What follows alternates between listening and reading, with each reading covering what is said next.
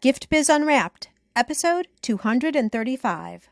Finding out a way to turn one-time customers into repeat customers is absolutely essential.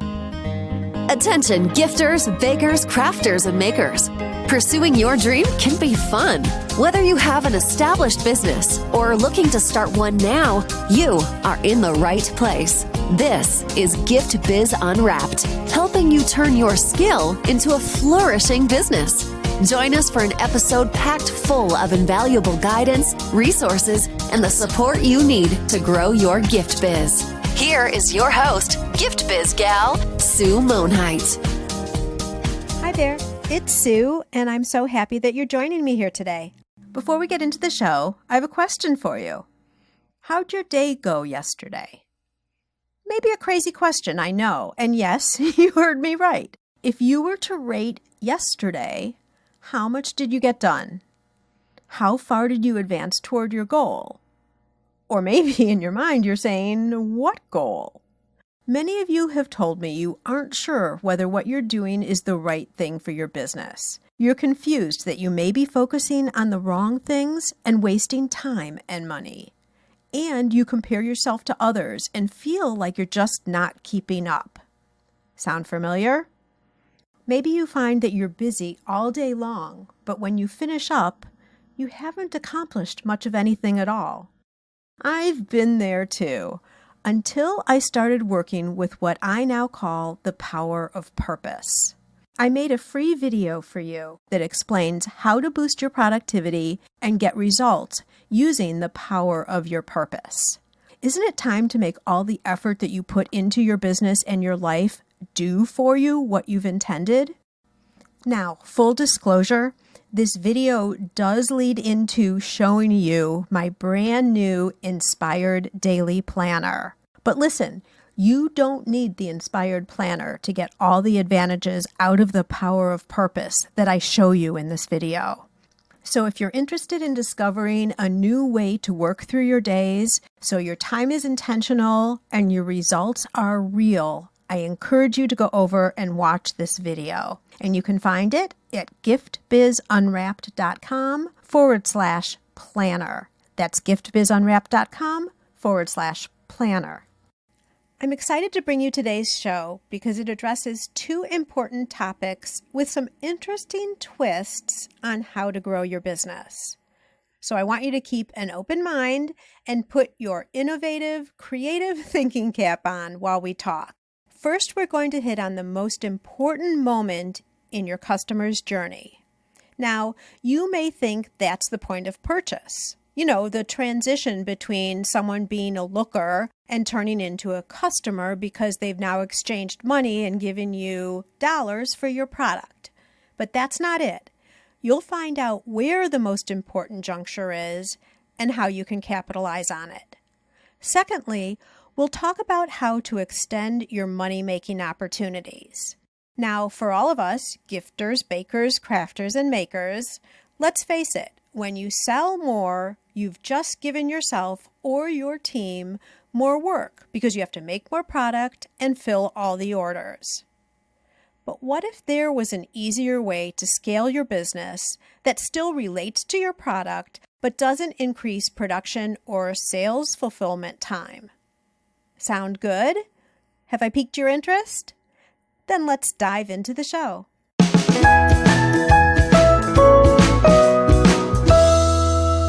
Today's guest is Marisa Murgatroyd, the founder of Live Your Message and creator of the Experience Product Masterclass, where she helps people who teach online programs get better results for their students faster. Marisa launched her career as an artist who built a mid-seven-figure online business despite being told that she had no marketable skills.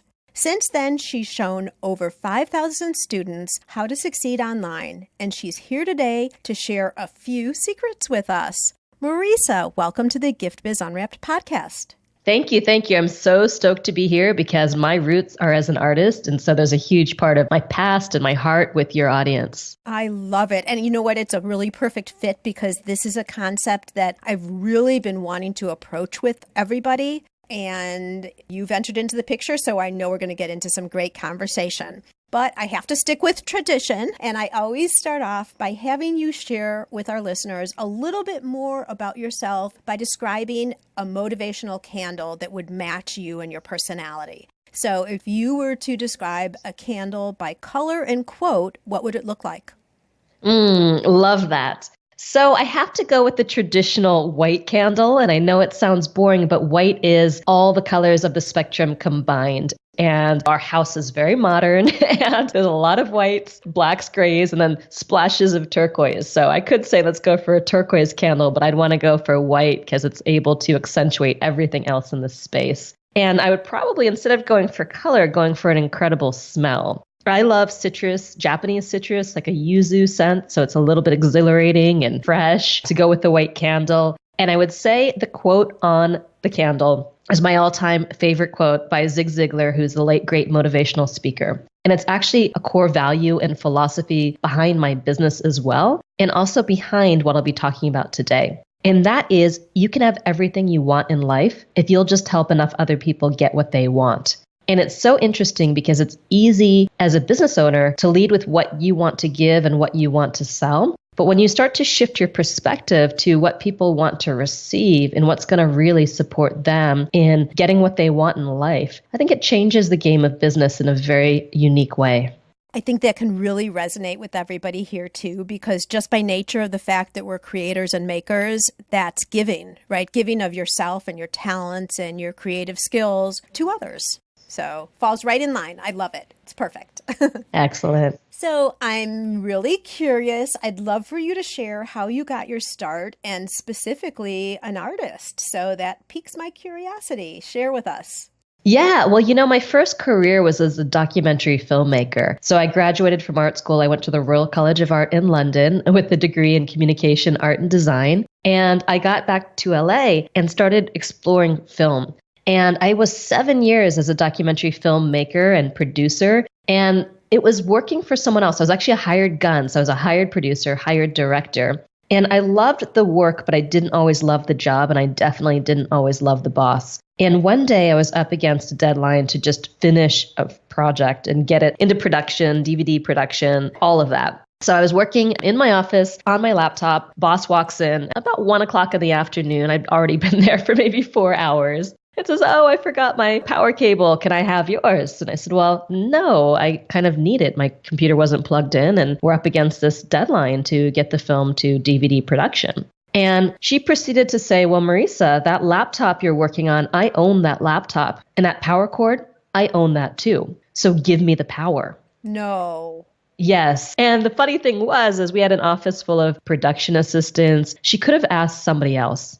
But in that moment, she needed my power cable, even if it would have thrown the entire project off deadline. Did she know the situation? She knew the situation, but she wanted my power cord in that particular moment. And what she didn't say, but she might as well have said, is, "Marisa, I own you." And I had this realization that I'd spent the last 3 years working with her, building her business, building her bottom line, building her profitability. And at the end of the day, I was taking home $1,000 a week, and that was it. If I didn't work, I didn't get paid. And I just started to realize, what am I doing? I've got so much skills and so much creativity. Why am I giving it to this person who doesn't necessarily appreciate it? And that started me down a spiral of asking, what could I do? And to be honest, as an artist, I did not have a good answer. The only thing I could come up with is, I know how to make things look good and sound good and tell a damn good story, but who's going to pay me for that? And as an artist who was used to kind of scrounging around to make a living and being kind of undervalued and underappreciated, I didn't realize that those skills of making things look good, sound good, and telling good stories was the basis of all business and marketing. So sometimes you just don't know what you don't know, and the same skills that you've been developing over a lifetime can be used in an entirely different context and have a lot more value than where you're currently using them. And that's what I discovered, and that kind of set me down my path to start building an online business. Did you ever think what your life would be like if that moment wouldn't have happened? No, sometimes you've got to be grateful for the bitches and assholes in your life, because they teach you valuable lessons. Agreed. I love that, because so often it's a moment in time that just flips the switch and opens your mind to different things, just like you're describing. Absolutely. I am so grateful for that moment and so grateful for many of the other tough lessons. Probably not in the moment, though. No, Like, probably not right at that time. no, but retrospectively, yes. Yes, yes. So, what happened next? Well, what happened is I just started to ask myself, well, where else could I work? And I just started to think that maybe somewhere at the intersection of the internet and entrepreneurship. And that's about all the clarity that I had. I didn't know that this whole online education world existed. I didn't know what I could do. So I actually started down the path of creating a branding and web design agency. And we still have that branding and web design agency, which was a great use of my creative and my artistic skills. And from there, I started to realize that what I'd done, other people want to know how to do. And I started teaching people how to do what I was doing in my business. And that side started to grow and grow and grow and grow. And at first I thought, well, who would want to learn from me? And it was so interesting because I have so much value to share. And I didn't even realize who would want to learn from me. But like a lot of people who get started teaching other people, all I knew was what I knew as an expert. And I didn't understand how to be a good facilitator, how to get the same results for somebody else that I may have been able to get for myself. And so I remember creating my very first online program and pouring everything that I had into that program. And then watching people get stuck and get frustrated, and a lot of them give up. And what I didn't know at the time is that it's a dirty secret of the online education world that up to 97% of people who buy products don't consume those products and get the results that were promised. And I remember going to a friend, a colleague, and saying, is this normal for people to not finish? And she told me, well, maybe some people just aren't meant to succeed. And I was like, ouch, that doesn't feel right. I believe that everybody is meant to be successful if they have the right circumstances, the right training, the right tools that they need to be a success. And so from that point on, I got really obsessed with figuring out, how do I create a game people can win? How can I stack the odds in favor of my students, clients, and customers so they can get huge results and get so excited about their life goals, as excited about their life goals as they are about, say, surfing Facebook or Instagram, and excited about busting through their challenges too and getting what they actually want. Yeah, I have so many questions for you right here. I'm trying to decide which way I'm going to go. But first, there's so many online courses now, just as you're talking about. And you're right. I mean, I see this all the time. A lot of people will buy courses. A lot of them don't complete them, which I think is where you're going. And so your skill is, how do you make them interesting, exciting, fascinating, and produce the result that they initially bought the course for, right? We're going to get into that. But that is a way of positioning what you do, unlike I've heard before.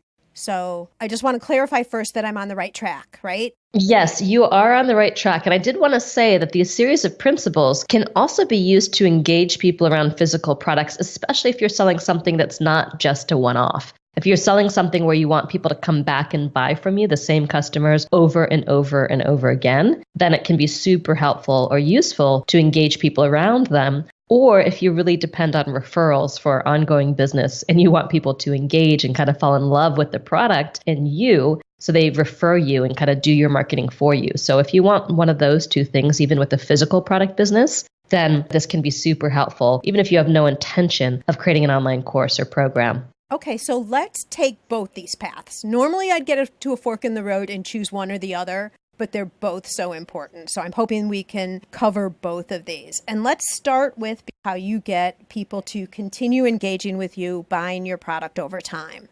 Yeah. So part of it is what happens after they buy. So a lot of people think that the most important moment in your relationship with a customer is the moment that they buy. And I actually believe that it's the moment after they buy. What do they do immediately with your product? So how could you have instructions, for example, that come with your product that might be fun and might be engaging, or maybe even rewarding consumption and engagement? So for example, let's say you sell jam, right? And just making that up, it could be all kinds of things, but let's say you sell jam. Most people are just going to go home and maybe they'll use the jam at some point. Maybe it'll sit in the pantry for a while. There's nothing else that really happens in that transaction. But what if you sell the jam and then you basically let people know that you have a creative jam contest? I love this. So, if they can go home within a week and do something really unique or creative or use the jam in an innovative way, you feature monthly winners. And you're going to kind of reward them by sending them a free month of jam, for example, right? So you have all these people going home and then doing really creative things with the jam and sending you pictures that you can then post on Instagram, and they're inventing new recipes and submitting new recipes, and maybe they're naming whatever their creation is. All of a sudden you have all this user contributed content around the jam that you just gave them. So what I like to say, or the exercise I like to encourage people to think about, is what happens in the hour or the day after they buy? How can you get them so excited to go home and use your product or do something with your product or share your product with a friend? That's going to start them on a very different journey with your product than if you just hand them the jam in a bag and say, here you go, thanks, right? Yeah, what I'm thinking is it gives people a deeper experience and a deeper connection to your product, because even if your jam is delicious and they use it, that additional experience is going to keep them top of mind and more integrated in. And I love your example. I know you just pulled it off the top of your head, but it's brilliant because showing winners, everybody likes to be shown and called out by name and possibly face and recipe or whatever it is. And I was just thinking that these ideas have legs because if there are different recipes that are posted, that could be merged into like a pamphlet that goes along with the jams. I mean, there could be a million extensions of just that one idea. Oh, yeah, for sure. Like I can see you, obviously your Instagram account would be full of this. You could create the artwork for your booth where you have all the pictures of these are my customers, my audience. This is how they're using the jam. These are their creative recipes. You could be having an email list where you get them on a list and you send them the monthly recipe of choice too. That's all user contributed content. So they get these ongoing recipes that may include jams that they haven't even bought yet, so that they're going to want to buy so they can try this new recipe. So there's a lot of different things that you could do to encourage consumption of the jam and have people want to keep buying from you, no matter how delicious the jam is. Sometimes they're just like, they just happen to see you at that particular fair and buy it as a one-off, but there's no reason for them to seek you out again. Right. Well, and I would also say, just since you brought that point up, you also want it to be the type of situation where you're not leaving it in their hands to seek you out. You have some type of a connection with them. Yes. You have to tell them exactly what the next step is. And that's a key to experience escalation, because one of the principles is, there's 10 principles to experience escalation, or things you want to do and 10 things you don't want to do. But one of the principles relates to bird's eye view, which you're actually showing them the path from mission to mission accomplished. So say the path for, in this case, mission is basically an outcome. What's someone going to be able to do, be, feel, have, overcome, or achieve through using your product? And mission accomplished is what happens when they cross and realize that state. And you want it to be so clear and so specific that you could film someone crossing the finish line. So say the mission accomplished here and the jam is super simple. There's 3 things you can do with this jam. 1 is you let it sit in the pantry collecting dust. 2 is you put it on bread, right? Like most people do with jam. 3, and this is really exciting, is that you create something unique with this jam. You create a new recipe, you use it on something that you never thought of using it before, and you share that with the community, because we want to reward you for your creativity and feature your recipe, feature your jam creation alongside of ours. So I really wanted to invite you to get creative and to do something really unique and to take this jam out of the jar and do something super special with it. So you're actually telling people what the mission is, right? Is to use this jam in a unique way. You're telling them the exact next step. So my challenge to you is to sometime in the next 7 days, use this in a really fresh and unique way and either upload it on Instagram and tag me at whatever, or just send it over to me. And I'm going to put you in the drawing or contest to win sort of jam creation of the month, right? And this, if you win it, your picture, your story is going to go out to my entire audience of jam connoisseurs, right? Right. So it just changes things all of a sudden. Yeah, it totally deepens the connection for sure. Right. It's also creating what I call a feedback loop, which is one of the principles, and leveraging community, which is another principle. Will you share with us another example? Yeah. So let me actually give you an example of my friend, Shelly Brander, who's also started out as a maker. And Shelly created an online summit called Knit Stars. And Knit Stars features every single year some of the top people in the knitting industry to share some of their creations and things like that. So Shelly went from being a knitter to someone who actually has a 7-figure business around teaching other people how to knit. And a lot of the people she features, it's not even herself. It's really bringing the entire knitting community together around some of the knitting creations. So that's an example of every year she creates this really unique online adventure, like an online adventure for people in the knitting community. And usually knitting is hyper local, right? It's one of those things where you have a knitting circle maybe, or the girlfriend that you like to knit with, and you're not tapped into this global audience of other people who are knitting. So this is an example of really leveraging community in a much bigger way and bringing a group of makers together who aren't normally made together. And it's also about kind of monetizing your knitting creations. So she's got a very clear mission for that summit and some of the follow-up products and things that she does in terms of helping people become a knit star, just like the guests that she's featuring. How do you go from being a knitter at home for fun to really becoming a knit star? So that would be an example of creating like a mission around what it is that you do. Okay, so in Shelley's situation, so she was a knitter. Was she also selling her knitted products or yarn or anything like that? Did she have a business first as a product? You know, she was a crafter in a lot of different ways. I'm not sure specifically if she was selling knitting or not, but she's kind of was a hardcore crafter. So she went into the education side of things, really teaching other people how to build their knit businesses and knit patterns and that kind of thing.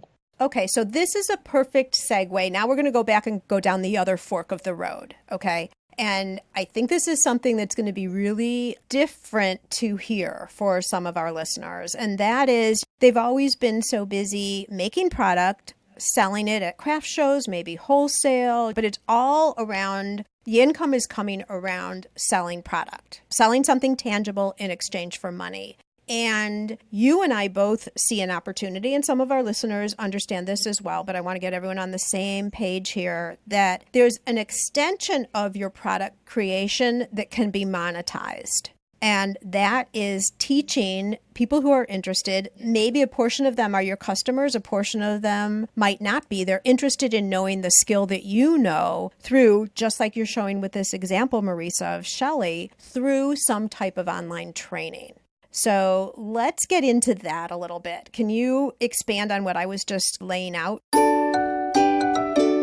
We'll hear Marisa's thoughts on this right after a quick word from our sponsor. This podcast is made possible thanks to the support of the Ribbon Print Company. Create custom ribbons right in your store or craft studio in seconds. Visit theribbonprintcompany.com for more information. Yeah. So there's so many different things that you can teach when it comes to crafting. I mean, one of my coaches, a coach on our team, Don Crowther, actually supported his entire mortgage for a decade by selling patterns. And they were sewing patterns. I can't remember what it was sewing patterns for. It was for some kind of toy that was really big in the 80s. It was some kind of thing that they sold patterns for. And he literally paid for his entire mortgage for a decade selling these particular patterns. Wow. And so whatever it is that you do, whether you're on the peak of a trend, which is something that a lot of people want to be learning how to do, like a new kind of jewelry or a new kind of knitting or a new kind of sewing or a new kind of woodworking, whatever it is, or on the business end of teaching people how to say, really master Etsy or YouTube or Instagram for crafters specifically, like going into that niche if you've done one of these things well, or even how to rock craft fairs, right? And kind of set up your booth so you know the exact positioning to have, you know how to get the most sales, you know how to get the most follow-up sales. So there are all these skills related to becoming a professional crafter. And this is becoming a really big industry for so many people. A lot of up-and-coming generations love crafting and love crafting as a way of life, as a way of generating their full-on income. So there's all of these skills that you have that you don't even realize you have that you've needed to not just create your craft, but to actually turn it into a business. And that's something that so many people, thousands, tens of thousands of people want to do. So if you figured out how to do something unique and you can basically teach other people how to do that, then there's a way for you to diversify your revenue stream and be able to make money, not just from the physical product that you're selling, but from teaching people to do what you've done. Such huge opportunity. I completely agree with you, but I do know that there are a couple of objections that would come up. And one would be, it's been done before. People have shown how to start Etsy sites before, or show how to exhibit and set up your craft show booth. So since it's already been done before, I can't do that. Every single thing that I can think of for myself has already been done. Well, hasn't almost every kind of jewelry been done? Every kind of jam been done? Every kind of candle been done? Every kind of soap been done? When you really think about it, it's the same thing. So what's going to make your program, your course, your online education unique and different? It's the same thing as being a maker. You're just applying your creativity to a different context. So what I teach, my specialty of teaching people how to create online programs, there's a lot of other people who are doing it. But I created a really unique methodology for creating programs that kept people hooked on taking action and getting results and ultimately wanting to buy from you over and over again by combining things that someone else has not combined before. I combined gamification, I combined adult learning theory, I combined good old-fashioned curriculum design into this really unique cocktail that meant I was teaching people how to create products in a really different way than other people were. So just like you would apply your creativity to making a unique version of the candle or the soap or whatever it is that you make, you would do the same thing with online education. So the topic and the result might be the same, but first off, and I'll say a lot of people who would buy from you are probably current customers, so they know you and already love you. So you have a connection with them already. And then combining something so that it sounds to me, Marisa, it's the experience that they would go through by taking your course that's unique. It can be a unique experience. It can also be a unique way that you bring together community. It can also be a unique methodology, something that you do that's different, a technique that you may have invented. There's a lot of creative techniques that you might invent that other people don't know how to do. I mean, my friend Ryan Levesque tells the story of, I think it was Scrabble necklaces. So for a while, Scrabble necklaces, where you use the Scrabble tiles, you cover them with different patterns and textures and make necklaces out of them. His wife was noticing this was a giant trend, and they actually found someone who had just a crappy ebook teaching other people how to make Scrabble tile necklaces, who was making something like thousands of dollars a month, $5,000 a month or something from a single PDF ebook teaching people this one crafting technique that was just happened to be trending at the time. And they said, well, her stuff isn't even very good. Why don't I do the same thing and just teach people how to do it better with videos and things like that? So they did. And they actually made some really good money for about a year on this particular thing while this kind of crafting was trending. Got it. Talk a little bit about gamification. Yeah. So the idea behind applying gamification, and a lot of people hear gamification and think it's not relevant to me because my product, it's not fun or whatever it happens to be, but it's really about applying game theory and game principles to non-game activities. And I've got clients who've got boring businesses such as financial planning, for example, or even businesses that are about trauma recovery, that have been able to leverage gamification and the tools that I teach, which go way beyond gamification. Just for the record, it's really what I call experience escalation, and that's one aspect of it. Here's the thing. If someone's going to get excited about a game or win a game, they've got to know what winning looks like. So you've got to actually have a winning state, which is what I call the mission accomplished. So you've got to get super clear on what winning looks like and what people are actually going to do, be, feel, have, overcome, or achieve through your program. And then you show them the path from getting to accepting the mission to crossing the finish line of mission accomplished. And the gamification comes in by making sure that people feel like they're winning every single time they interact or engage with you. So for example, one of the things that I do, which is a little bit unique, is that every single time I offer any kind of training on anything, there's an action for someone to take, right? Instead of doing a lot of just generic information that gets people stuck in their head, I'm always giving them something actionable. So what's the action that they're going to take every single time they engage with me? So they might be able to check off watching a training, but they get like double the points for taking that action. So simply doing that and also understanding how do you structure actions to create unstoppable momentum. So usually I don't drop people in the deep end of the pool with the most boring stuff or the most challenging stuff. I ramp them up with very small, simple actions with small rewards to larger and larger, more complex actions and larger rewards. So for example, when someone signs up for our Experience Product Masterclass program, rather than having them go in their inbox and get a login code and then log onto the membership site and then try to find their way to the membership site, right there in the confirmation page before they even have to go to their inbox, I get them started on their very first training.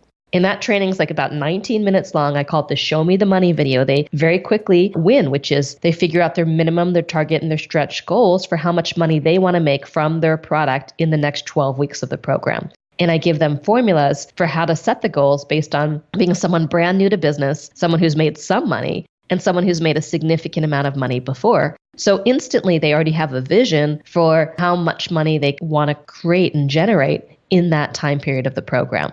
I think, and that it's achievable to them. Because if you're giving them that really small win right in the beginning, traction's gotten started, right? Absolutely. They're moving forward, even if it's just the littlest step. And I'd say they're more committed already to the program. Absolutely.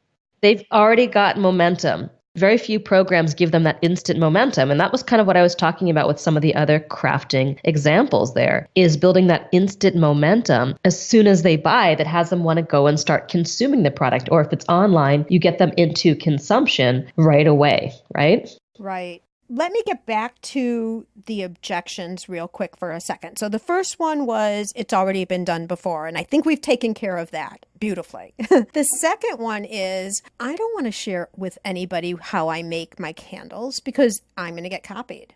Yeah, well, the truth is you're probably going to get copied anyway. And the other truth is that there are something like 8 or 9 billion people in the world right now, right? And if you're selling something that's handmade, you're probably only able to sell it to your local market or a regional market. And so there's so many people around the world who are never going to be able to buy your candles just because you don't have the production capacity, you don't have the marketing capacity on your candles. So sharing that recipe, and if you are able to make an extra, let's just say $2,000 a month, let's just do something kind of reasonable, and you made an extra $24,000 a year, and you helped other people create their candle business, it wouldn't necessarily impact yours because you were going to have a different way of different fairs that you're at and a different web presence and a different way of marketing and selling what you do, but you have this whole other income and revenue stream coming in. So I tend to look at things from a perspective of abundance versus scarcity. Oh, absolutely. Love that you said that. I'm also thinking that if people start to see how intricate some of the products are that we make, yeah, they might get all the steps. They might try it once and then say, you know what? This is not something I want to do. I love the result. I love the product, but I don't want to do this. And that further invests them into your product because they know how hard it is to make. So then they just come back and purchase from you anyway. So one or the other scenarios could happen. Absolutely. It could absolutely happen. Yep. Such great information. I'm going to ask you for one more tidbit. We've been talking about how you get people to buy over time. Can you share with us one more example of how that happens? We talked about the moment after they buy and what's the next step, but give us one more goodie. Yeah. So I like to really think about your product is your product does a certain thing. Ideally, if you're thinking about it as a trip or a journey, maybe the first product that you sell can get someone from LA to Joshua Tree, right? And your next product might get them from Joshua Tree to Ohio. So if you think about it as every product that you create, it's doing something for somebody, whether it's solving a problem or it's delivering an experience or it's delivering an outcome. And once they have that, they may have a new, bigger problem or a new, bigger outcome that they want. So you can keep selling products to people when they have an ongoing need for what you do.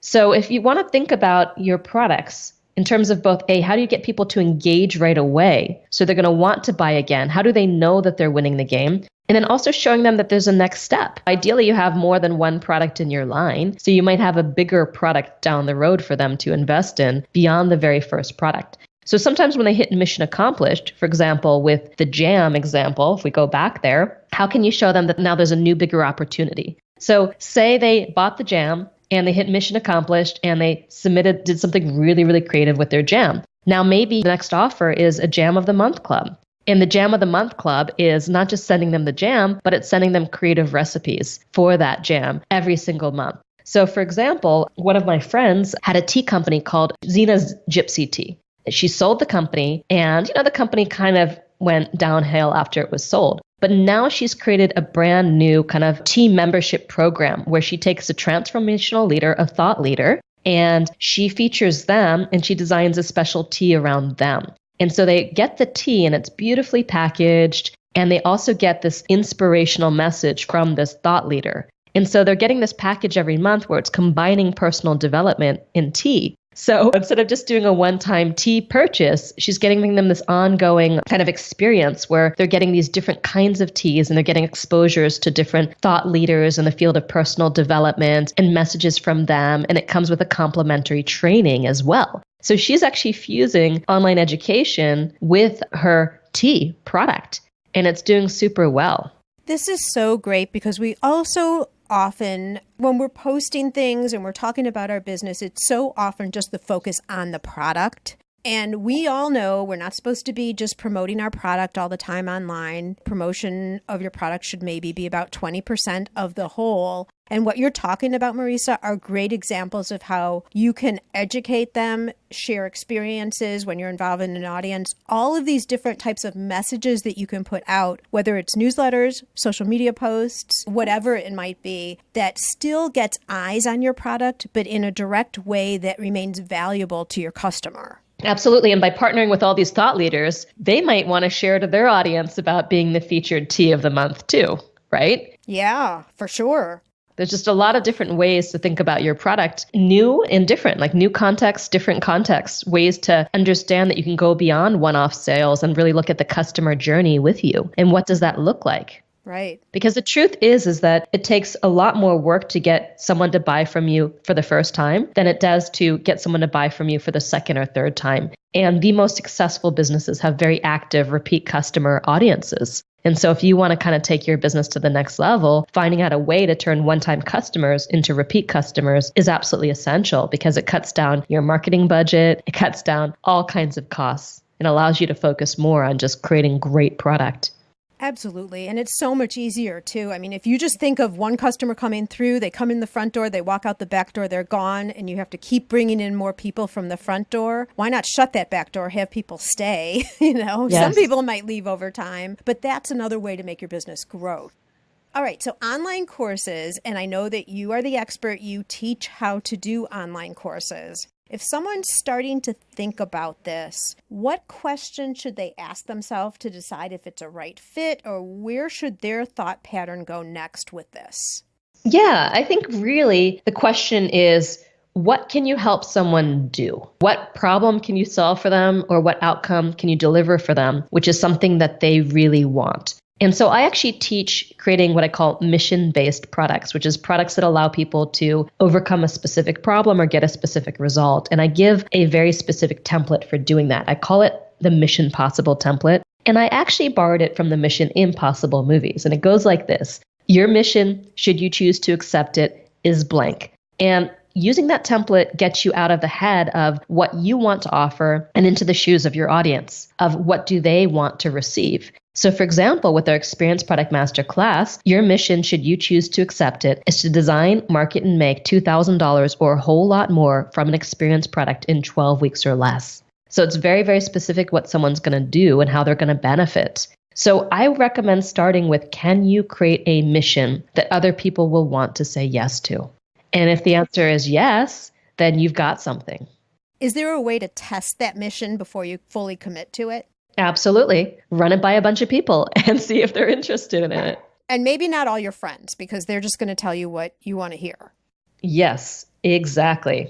Yeah. So I would run it by people, like even at, say, if you're out there at a craft fair, run it by your buyers, for example. That would be a great place to start. I call this a chatterbox campaign, that you actually try to sell it before you fully make the program. It doesn't mean you haven't thought about it, you haven't planned it. It just means you're testing the market to see if someone's actually going to pull out their wallet and want to buy before you commit a massive amount of time and energy on the program. And this is all part of your Experience Products Masterclass, correct? Yes, it is. Okay. Do you want to talk a little bit more? You were just sharing the first part of it already, but do you want to expand on that for everybody? Sure thing. So really what I do is I help you understand the knowledge and the expertise that you have buried inside of you from a lifetime of being in this world and doing the things that you do. And how do you translate that into a product that, whether it's one person engaging with, or a few people, or a whole lot of people, that you have this other revenue stream, that you're able to sell something else, whether you want to apply these principles to what you're doing already, to your physical products, or whether you want to create an online education or course or training program around it, Whether you want to coach and mentor people privately to become crafters or whatever it happens to be, there's a lot of different ways that you can leverage your experience beyond what you're actually selling. So that's what I teach people how to do, soup to nuts, from choosing the idea and the topic all the way to creating whatever the offer is, to launching it into the world, marketing it, making the money, and then delivering on it. And so I teach that with the emphasis on creating a unique experience that's going to really engage your customers. So they're going to want to keep coming back to you and buying more and more and more. Wonderful. And if someone who's listening here is interested, where would they go to find more? Yeah, well, first of all, I created a kind of a checklist that includes all 10 core principles of experience escalation, for how do you get people hooked on your products in a good way and have them want to come back. So the 10 principles you want to stack into your products if you want to create that excitement and you want to create that experience escalation. I call it the viral product checklist. And also the 10 principles that you want to avoid if you don't want to send them, like have your products sit in the pantry or on the shelf, or have people ignore them, overlook them, give up midway through. And I put that up at liveyourmessage.com/giftbiz. liveyourmessage.com/giftbiz. And if you go there, you can download that for free. Love it. Thank you so much for that. I know a lot of our listeners are going to be doing that download for sure. And then that will lead into and extend into more information from you, correct? Absolutely, yes. Perfect. So, such great information. I really appreciate all that you've shared with us. I think you've triggered some new thought patterns for some people here and some new potential and opportunity that exists around their product for growth of their business. What's coming up in the future for you? What do you see coming out like 12 months or past that for you?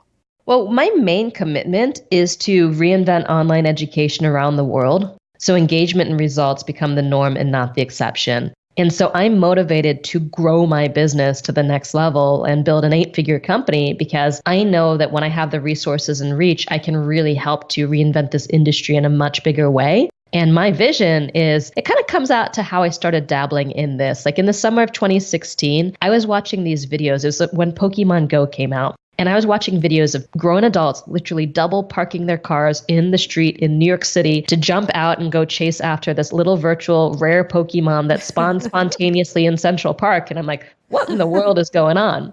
And I just had this vision of, could I get people that excited about their life goals and overcoming their challenge and achieving their biggest dreams in life that they would double park their cars and just run through the streets? And that's kind of the mission that I've been on ever since. And so I'm motivated to grow my company so I can help more people do that, whether they're just wanting to apply this to their own life goals or help other people achieve theirs. Because I think when people are on track in life and getting what they want and fulfilling their biggest hopes and dreams and expectations, I think that'll change the world. Yeah. And you know, what I've heard from you that kind of is an underlying tone throughout our whole conversation is the goal to not just get a product out, but to make sure that people see results. But with it is this positive energy and element of fun. This can be work. I think we can agree to that. But it can be a lot of fun in the process too. Oh, yeah. And then on the very back end, when you're seeing results, it just wraps it all up into just this perfect experience.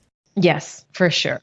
Love it. Thank you so much. I so appreciate your being on today, sharing these golden gems with us, and the checklist. I am going to make sure that a lot of people come and download that because it's going to be really valuable to them. So thanks again. I really appreciate your time today.